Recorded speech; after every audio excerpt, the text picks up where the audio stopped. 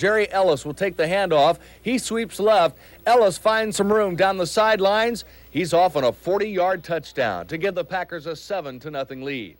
Later in the first quarter, Green Bay quarterback Lynn Dickey will get 7 more. Here he drops back and finds Paul Kaufman over the middle. Kaufman and Dickey hook up on a 45-yard touchdown to give the Packers a 14-0 lead. Now, second quarter, the Lions are down 21-7. Gary Danielson leads the comeback. Finding David Lewis for a 22-yard touchdown, the Lions move to within 7 points. Then in the third quarter, Gary Danielson will dump it off to James Jones. Jones with a great effort, spinning up the sidelines here for a 27-yard gain, and a few plays later, the Lions would take it in. James Jones would be the man, taking it the final yard for the score. The Lions had the lead 24-21. Then in the fourth quarter, it's Danielson. Once again, here to Jeff Chadwick for a 21-yard touchdown. The Lions go on to beat the Packers 31-28. This is Scott Clark reporting for NBC News.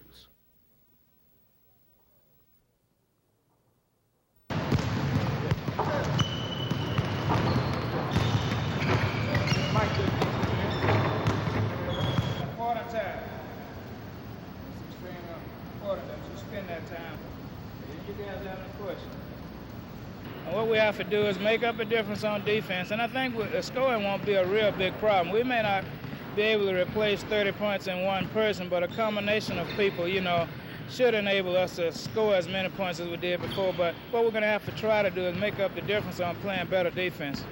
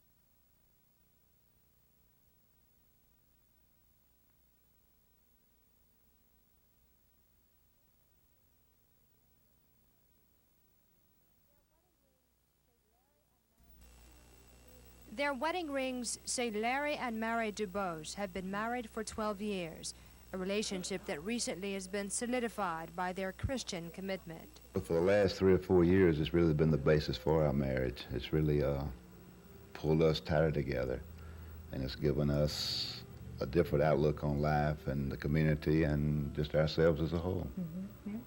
Sure. When I learned what a wife is supposed to be about according to God's Word, it made a whole lot of difference for me.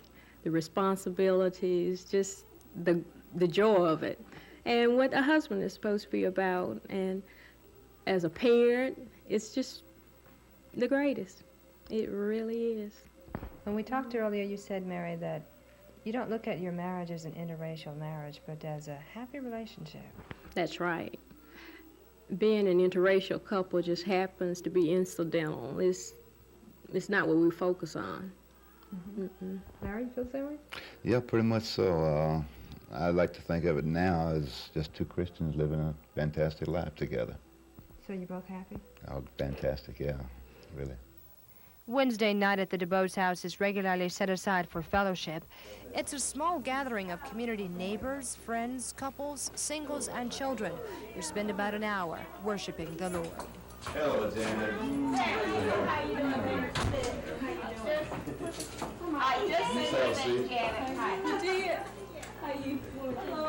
Larry says since he's head of the household, it's his responsibility to start the devotion, which always begins with a song. Oh, how sweet to walk in this pilgrim way, leaning on the everlasting arms. Oh, how bright the path grows from day to day, leaning on the everlasting arms. The night I visited the DuBose during the fellowship, Mary shared in the Bible teaching. She captured the group's attention, her voice confident, determined, believable, and sincere. We know God loves us. We know sometimes we get out of fellowship, like we were looking at in 1 John. Sometimes we get out of fellowship, but God loves us. Therefore, he forgives us. Larry and Mary say their relationship now is built on a spiritual foundation. The fact that Larry's white and Mary's black is, well, according to them, just the way God planned it. She gets a better tan than I do, but that's about the only difference, yeah.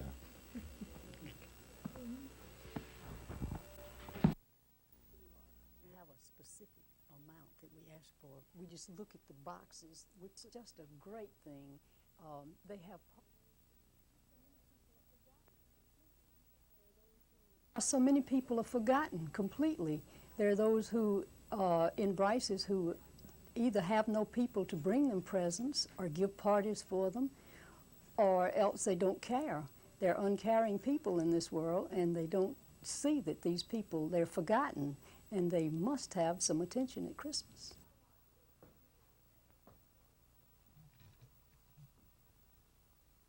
Christy, what do y'all do with that thing when you start taking the water?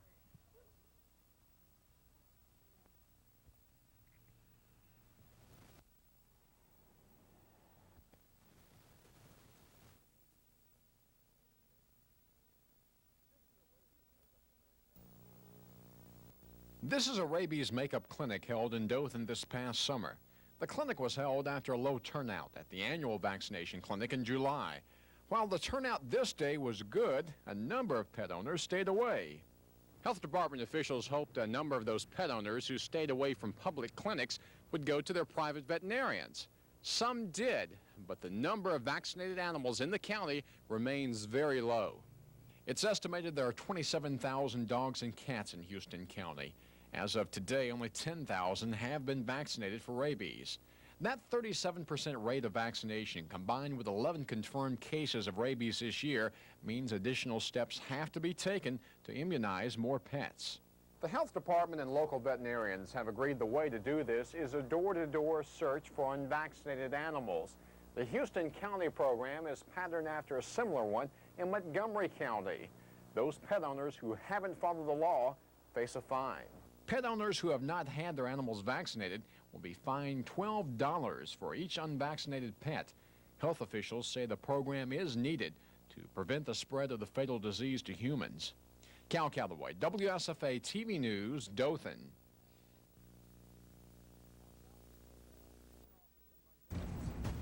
At South Central Bell's main office in Montgomery, workers are preparing for the start of Equal Access long-distance phone service. Simply put, Equal Access will allow Bell customers to choose any one of 5 long-distance services and then make long-distance calls by simply dialing 1 or 0. Up until now, only customers of AT&T have been able to do that. The changeover has been in the works for months. It's part of the government's effort to increase competition among long-distance companies. But equal access won't come equally to all customers. At first, you'll only be able to get equal access if your phone number starts with 26 or 83, 293 or 241. Later, everyone should be able to get in on the act. But even then, equal access won't apply to all long-distance calls. Those that are made within the Montgomery phone district will all be handled by South Central Bell. If you want to choose a preferred carrier for your long-distance calls, you need to do so by May. You can still choose one after that, but instead of being for free, it'll cost you $5 a shot. Tom Foreman, WSFA TV News.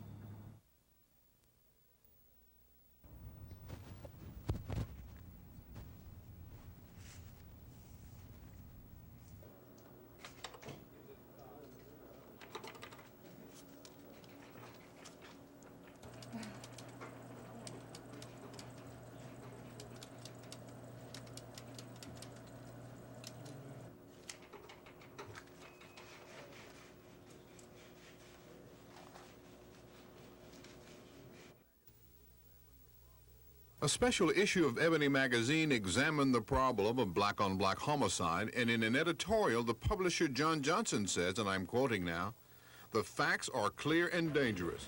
He says homicide is a major cause of death among young black males, and most murder victims are not killed by racists or members of the Ku Klux Klan, but by other young black males. This Montgomery teenager says the solution is not in sight that would cut down on the killings. He asked not to be identified, but he recalled a typical situation he says often leads to violence and sometimes death. Thursday night, like for example me, we didn't have to fight that Thursday night. We could have just went over there and talked to the police or did something. But all this liquor, alcohol and stuff get into people, and they don't want to talk. They want to hurt somebody. Or just put somebody out of business completely. I look at it like this. I said, half of the black people just stupid. That's all. But why do you, is there a solution to this problem?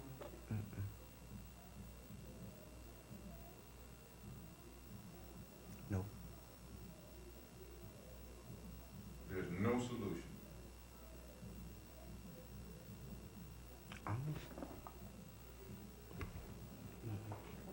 Not for half of them. This is Norman Lumpkin, WSFA TV News reporting.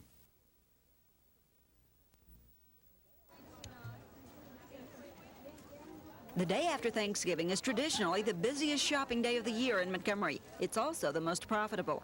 Millions of dollars in cash, checks, and plastic are going into cash registers all across the city, while millions of dollars worth of merchandise is going under Christmas trees, ready for the big day.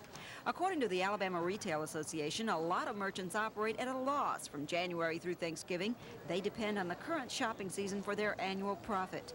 For the past few years, retailers have started holding post-Thanksgiving sales. And of course, those sales are heavily advertised, both in print and on television. Levi's basic denim jeans, usually $16.99. Now sale price $14.99. Apparently the approach works. The shoppers turn out. What pulled you into the stores today? Sales. Definitely the sales. This is the best time to buy anything. Day after Thanksgiving. Save money. Lots of it. Saw in the newspaper that it was a sale and we wanted to buy some Christmas gifts for our family. And I'm with her. While today is the official beginning of the Christmas rush, you needn't feel that pushed for time. With Thanksgiving falling a week earlier than usual, Santa's deadline is a little farther away. Lynn Sampson, WSFA TV News.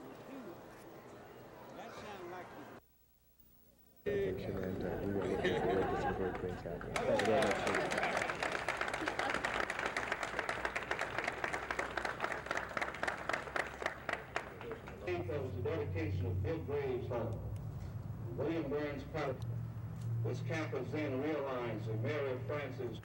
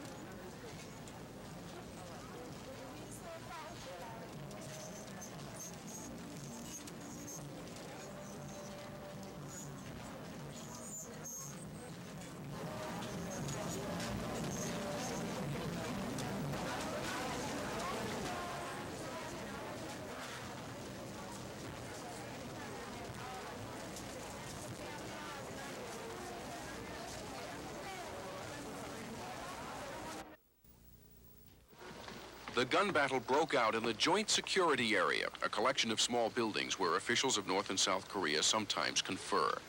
It is where soldiers from the two sides meet face to face, North Korean and Chinese on one side, on the other, South Koreans and a variety of United Nations forces, including Americans. All the soldiers are big, specially trained for this duty, and tense. But as these pictures from last week show, reporters and even tourists move casually among the guards, taking care only to stand clear of the line that separates North and South. This is a tourist spot, but officially the two sides are still at war. The line merely marks a truce, and these soldiers are on the highest state of alert. The United Nations command says 2 Soviet men, apparently tourists, tried to cross the line. One was shot and killed by North Korean guards before he got across. The other was chased over the line by 20 to 30 soldiers firing their guns as they ran. The UN command says when the soldiers crossed the line, United Nations troops opened fire, killing 2 of the North Koreans. 1 South Korean soldier was killed, 1 American guard was wounded. The surviving Soviet tourist is at the American embassy in Seoul. The incident will probably put the chill back into a relationship that had thawed in recent weeks, with the delivery of North Korean food and medicine to victims of floods in the South, and with talks between economic ministers about a resumption of trade. Those talks were to resume in 12 days. South Korean diplomats had just permitted themselves to hope that a major shift was occurring in their relations with the North. Now they fear the shooting at Panmunjom will destroy their efforts and will put the two sides back into their usual Cold War stance. Stephen Frazier, NBC News, Tokyo.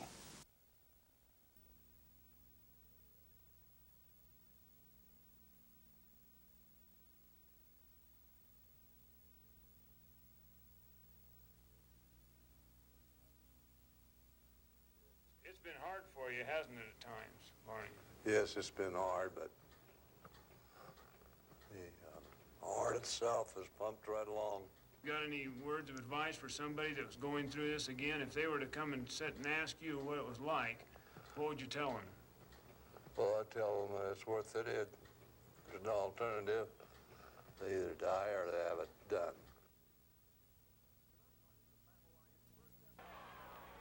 Tonight marks the Prattville Lions' first ever meeting with the Central Red Devils of Phoenix City. But Lion coach John Glasscock has seen enough of the visitors on film to know they deserve their #1 ranking. They have a quarterback by the name of Marco Battle that is definitely a college prospect. Also, they have a good running back in James Joseph, number 10. And he's a big kid, about 6'2", 190, and it should be quite a test for our defense. The big play has helped Prattville all year. Last week it was running back Anthony Bishop against Selma. The week before, quarterback Chris Turner against Jeff Davis. But if the Lions are to beat Central, they'll have to play ball control. You know, resting our defense, and I think that's going to be the secret to winning tonight. Prattville High School is making only its second appearance ever in postseason play. The Lions reached the playoffs for the first time last year. But their lack of playoff experience hasn't affected them on the field or in the stands. The town seems to be real excited about what's happening, and everybody seems to be getting involved, and it's just exciting times in Prattville right now. Dave Cody, WSFA TV Sports.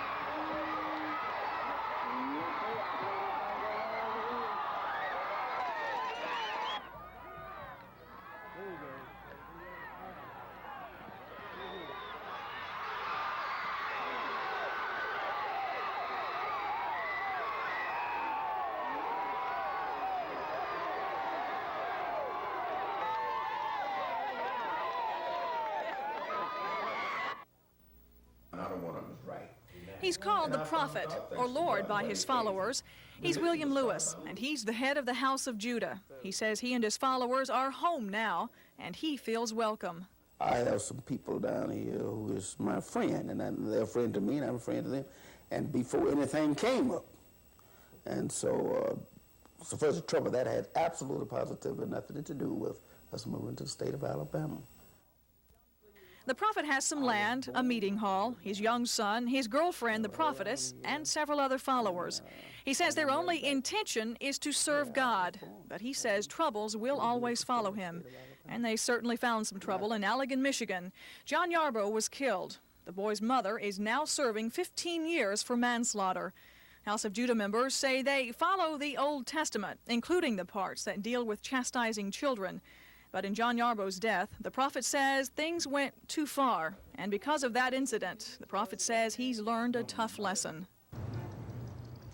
Wetumpka is the closest town to the prophet's camp, and news of his coming and the arrival of some of his other members wasn't met with much enthusiasm by some of the folks that live here. Why they pick Elmore County, we don't know, but they're bringing the name of our town down. It just scares me, the whole idea of what he believes and what he's saying. As of my Lord the King may see it, but they don't. How many followers does the prophet have? Well, he won't say, because he says he and God don't believe in numbers. Father's going to bring him out of the grave and put him back into flesh where he'll never have to die.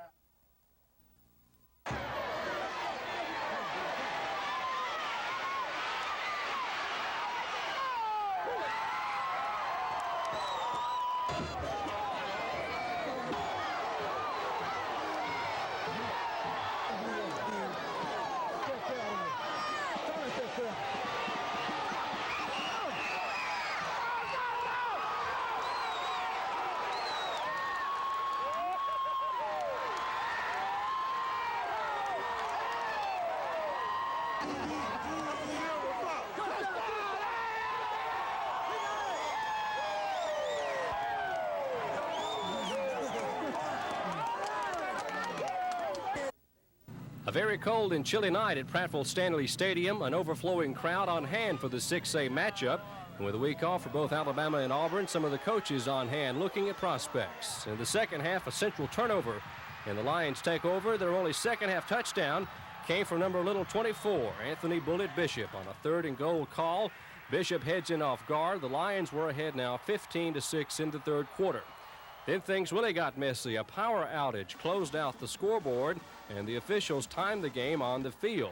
So it's late in the fourth quarter. The Lions driving. Number 83, Chas Cowart, pushes the Prattville team closer with this catch, and that sets up a Nathan Frank field goal. The Lions were ahead now 18-6. Bishop set up the Lions' next score, and again it's Frank, this time a 24-yarder. Prattville wins it over Phoenix City 21-12. They will play the winner of the BC Rain Theodore game next week at home. Jim Jackson reporting, WSFA TV Sports.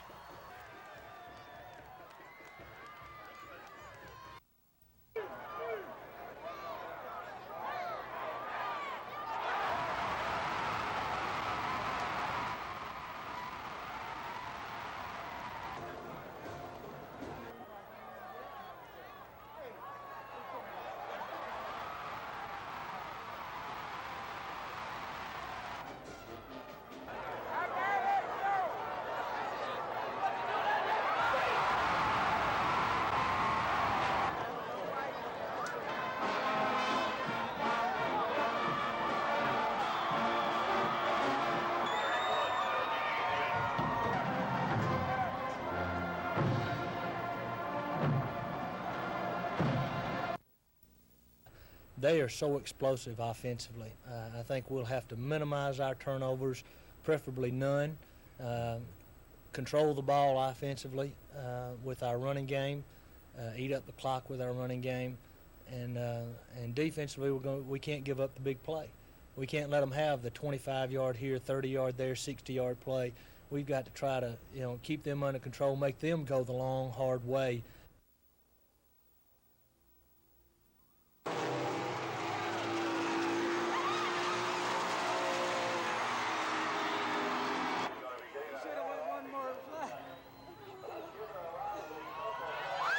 Just working with something a little bit bigger and they're a little top heavy, so you don't want to cross them up too bad in the corner. If you spin out, you want to kind of work your way with the spin instead of trying to straighten it up real quick, because with the truck, they can roll over, and it has happened.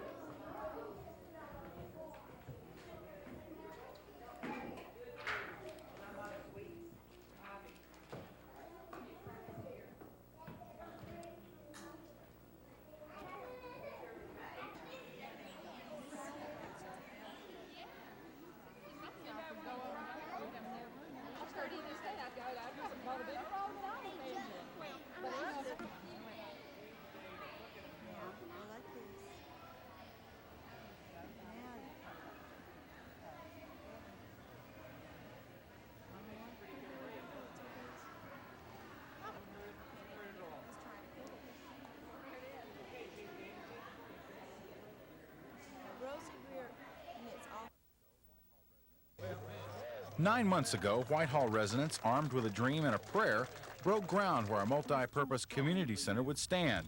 Today, their dreams became a reality. Over 500 people, including Whitehall Mayor John Jackson, State Senator Hank Sanders, and Hezekiah Wagstaff of the governor's office, took part in a parade and a ceremony dedicating the town's new municipal complex. We see some import and export. We see some industries coming. We see this community moving. The state of Alabama just gave us a grant to do rehab on some houses, and we just see this community moving forward because we're tired of being on the bottom, and we're going to move this community forward. The $400,000 facility will now become home for the mayor, the police and fire departments, and several of Whitehall's social agencies.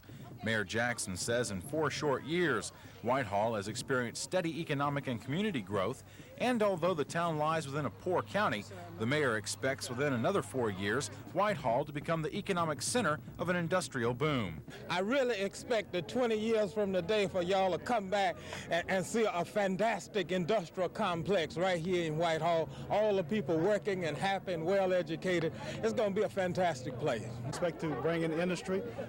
There are some things that are happening just south of John here that I don't want to say right now prematurely what it is, but it's going to have a tremendous impact on Whitehall, and that's just a small drop in the bucket for what we expect for this area. As mayor of the town of Whitehall, by the powers invested in me, by the United States of America, the state of Alabama, the county of Lowndes, I declare this building the city municipal complex for the city of Whitehall. Let us now enter thereof.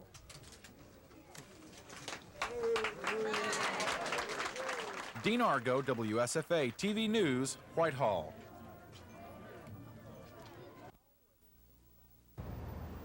All was cool and calm outside the Davis Paramount Theater in Montgomery today, but inside, things were just starting to warm up.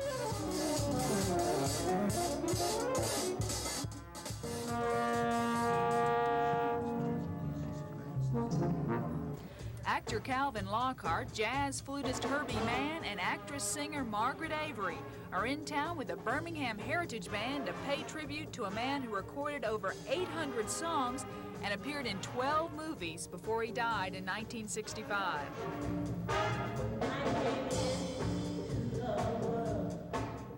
Nat King Cole, I mean, my goodness. My mom used to play the royalties, and I feel he is a royalty. She played the Count and the Duke and the one and only King. I mean, it's an honor. It's an honor to be here. Conducting Avery's numbers will be Bill Hitchcock, who worked with Cole in Tahoe and knows how the King would have wanted it played. Let's hear it, Trimones.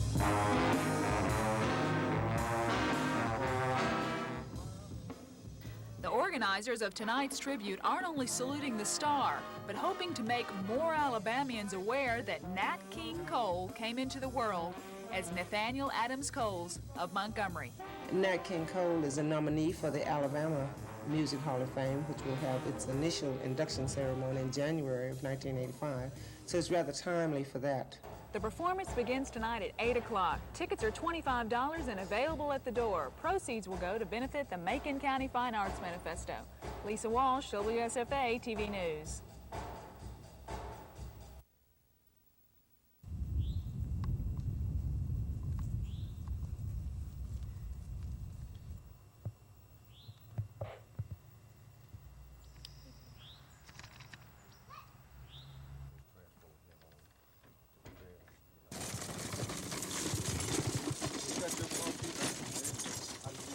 No, that's mine.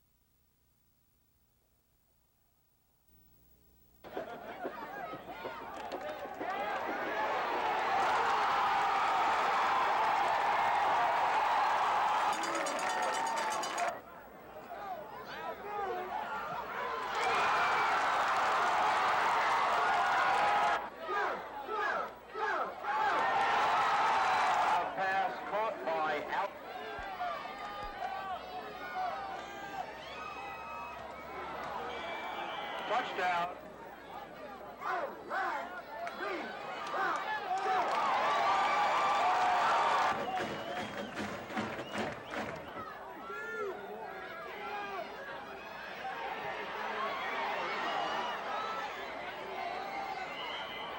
Touchdown.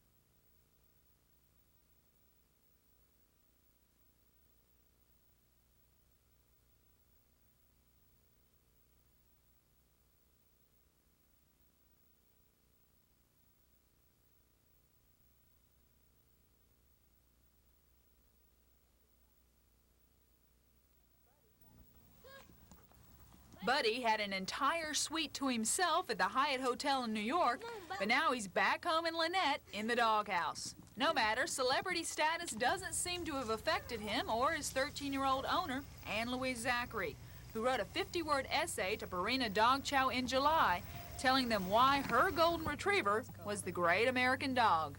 Well, he just loves all American sports. He's a real sports dog. He loves to go jogging. He loves to go boating with the whole family. He likes to play baseball. He loves to retrieve balls, baseballs in particular. He loves to go swimming, too. Because of Buddy's great American characteristics and the 35,000 people who called in to vote for him, the Zachary family is $25,000 richer. Ann Louise says she plans to use the money to pay for her college education, take the family on a trip, and make a donation to the local Humane Society. She and Buddy will appear on 8 million bags of chow next year. Meanwhile, Buddy gets free dog food and resumes his normal role. He's really a family dog. Lisa Walsh, WSFA TV News, Lynette.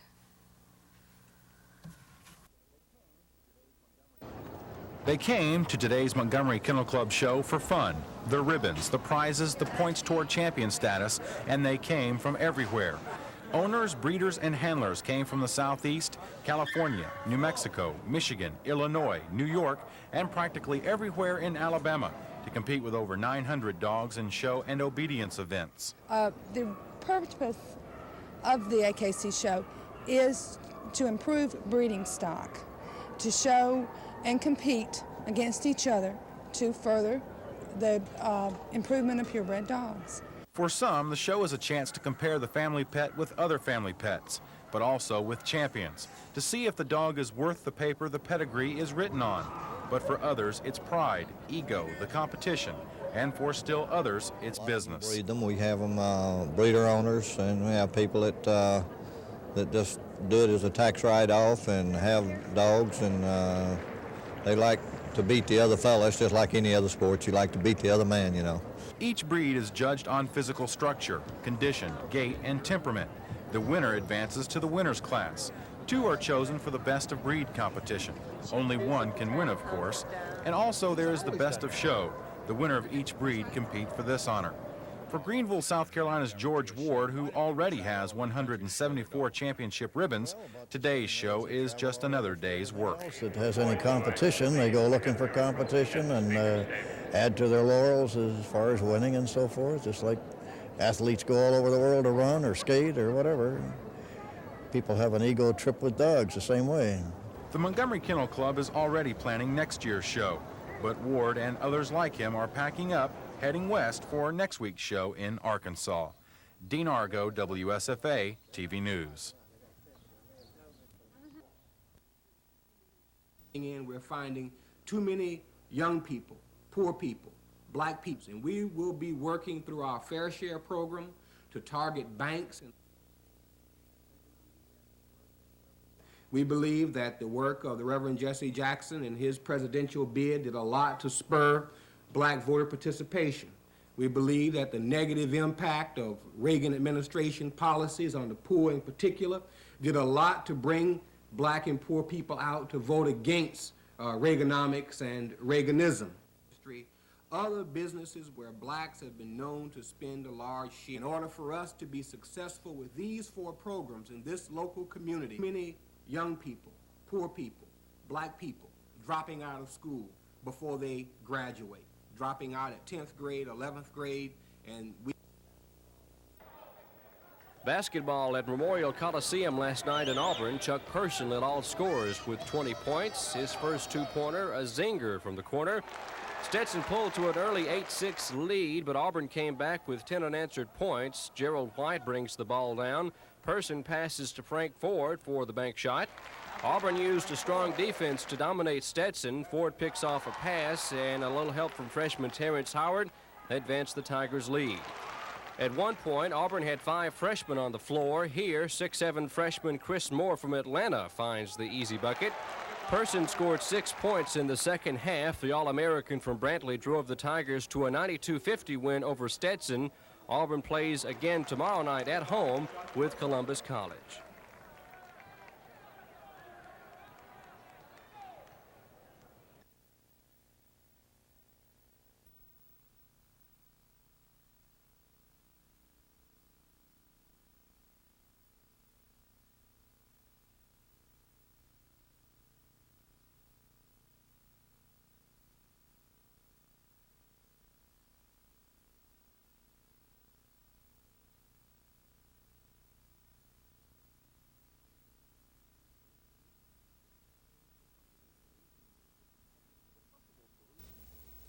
The possible solutions to the problem of black-on-black murders range from stiffer penalties by the courts to other cures.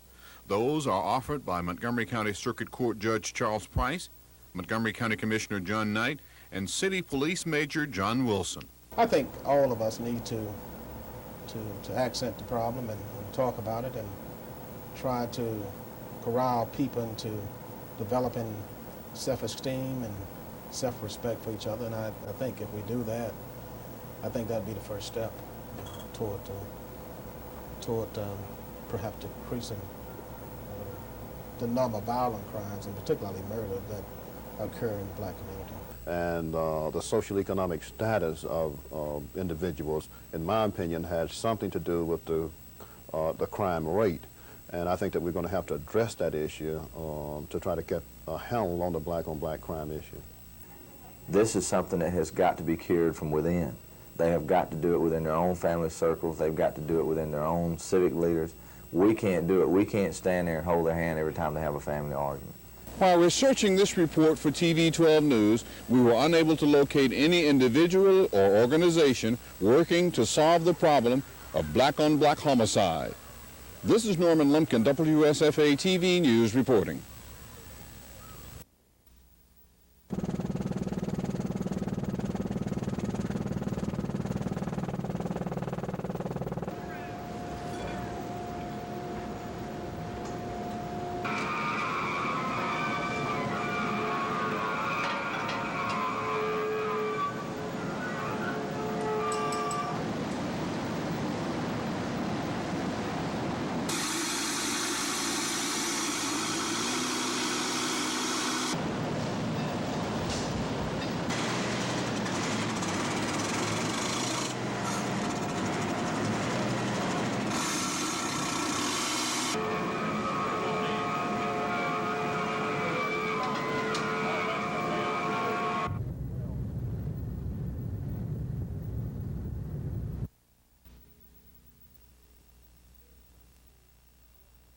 established by Congress 70 years ago to enforce, and third is to tell you about some of the bad practices.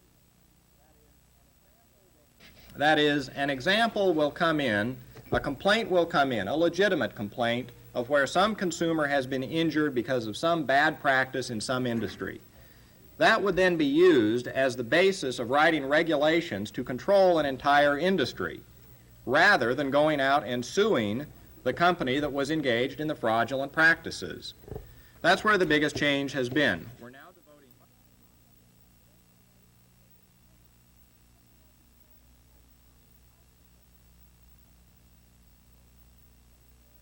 quote, unfair and deceptive acts and practices, end quote, that affect business. These deputies filed suit against the county commission over pay raises approved by the Alabama legislature this year for full-time law enforcement officers. When the bill was passed in May, Becky Hart worked as a dispatcher, while Willie Roy Turner and Ricky Ducker worked as wardens at the county jail. At the hearing in the case 2 weeks ago, Sheriff Lamar Haddon testified all three met the requirements for the raises, even though they weren't classified as deputies until this month. Circuit Judge Billy Joe Sheffield agreed and ordered the county to give the deputies back pay, but some of the commissioners disagree with that ruling. Commissioners contend the three were not eligible for the raises until they were reclassified as deputies. It's his interpretation that the act takes out of your hands and the personnel board's hands as to whether or not these people are, let's just say, to meet the requirements of the act. The job description before the personnel board has no reference whatsoever of the jailers being in law enforcement, which the act calls for. On Roundtree's motion, the commission voted to appeal the ruling, with Commissioner Pat Raley casting the only dissenting vote. Cal Calloway, WSFA TV News, Dothan.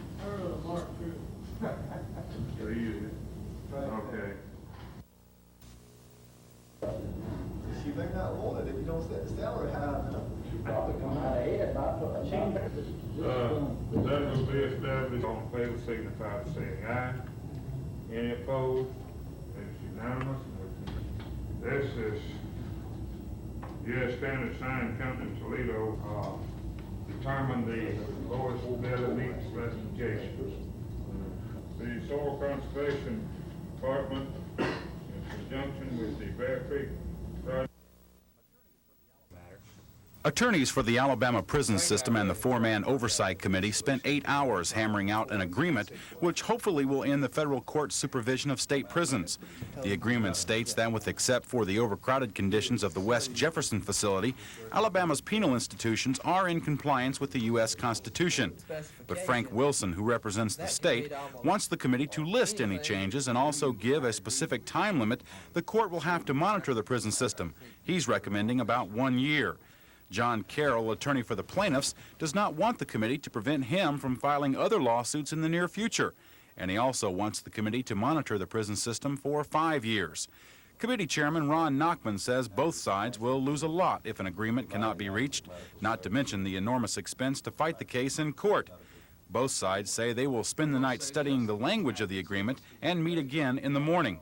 Prison Commissioner Fred Smith says although the parties disagree on the language, a settlement will be reached very soon. The committee had really shown a spirit of cooperation with us, and as you've seen today, and listening to the committee, they're wanting to end this federal court order too. And the reason they want to do this is because they know we have a constitutional system, and experts have been in from all over the nation, and they say we have a constitutional system. Dean Argo, WSFA TV News. It's the biggest college football game of the year in the state of Alabama. That's more than enough motivation, but there is extra incentive for Alabama.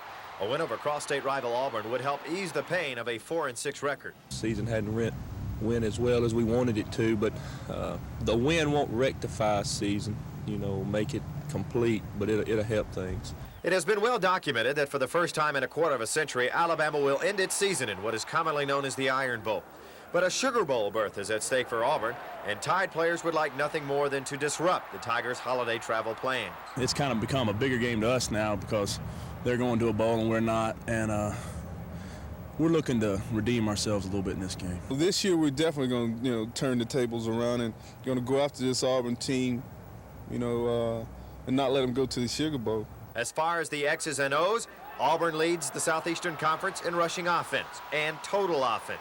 But Alabama leads the league in pass defense and total defense. We're going to have to play our greatest defensive game, a good solid kicking game, and offensively, we're going to have to play on a level of consistency.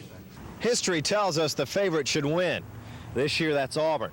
But the Tigers haven't won 3 in a row from the Tide since the President of the United States was Dwight D. Eisenhower. At Bryant Hall in Tuscaloosa, Dave Cody, WSFA TV Sports.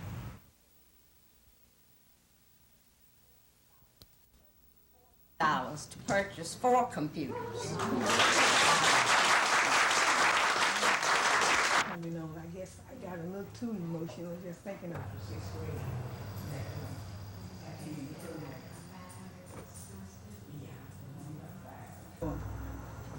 The origination of the program. And so I think that it... Checking on you. I know what some are doing and what some are not. And I think it'll be a good test for us, give us an opportunity to see where we are. I think the Athletes in Action game helped us a great deal. So we're anxious to get a look at our squad from a defensive and offensive standpoint, and I think maybe we can answer a few more of the questions after tonight's game.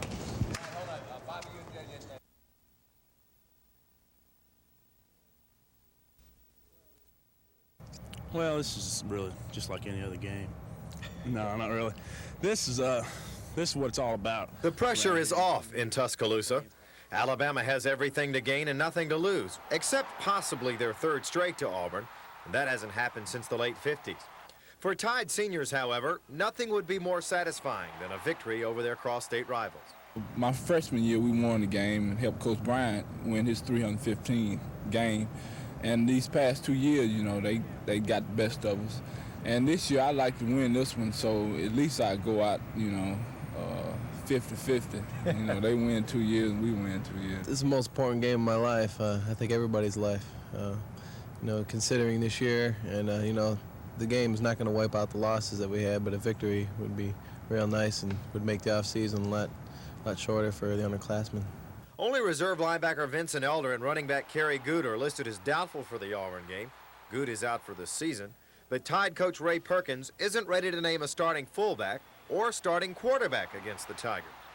Coach Perkins makes all the decisions on that, and I'm going to prepare myself like I have, throughout the season, like I'm going to play, and go through the week, working hard on mentally and physically as well, as far as that goes. And when whoever gets a decision, then I'm all for it, and raring to go and ready to win.